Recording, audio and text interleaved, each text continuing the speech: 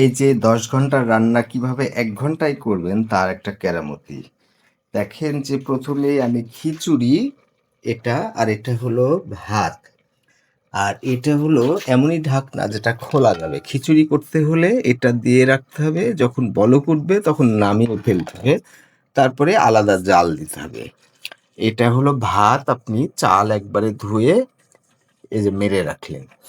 এটা হলো শিম। এখানে দেখেন যে ব্লেন্ডিং মেশিনে আপনি পরিমাণ মতো পেঁয়াজ, রসুন যা যা আপনি দিবেন, মরিচ টরিচ সবগুলোর মধ্যে দিয়ে দিবেন। দিয়ে তাহলে এই মশলা রেডি করে নিলেন। এখানে কেটে রাখলেন শিম, এখানে চাল ডাল ধুয়ে দিলেন, এখানে ভাত করে রাখলেন চাল। তাহলে এখান থেকে এই মশলা নিয়ে এখানে দিলেন, মশলা এখানে দিলেন, দিয়ে রেডি হয়ে গেল। এই যে দেখছেন রেডি হয়ে গেছে। তখন আমি এই যে খিচুড়ি তুলে দিয়েছি এই ঢাকনা দিয়ে, এই ঢাকনাটা খোলা যাবে।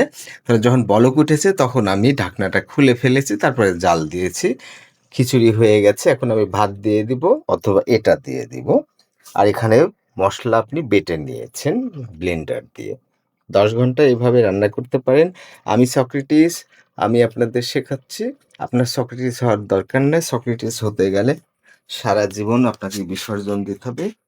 ১০-২০ ঘন্টা ধরে ২০ বছর, ৩০ বছর, ৪০ বছর গবেষণা করতে আপনার দরকার নাই।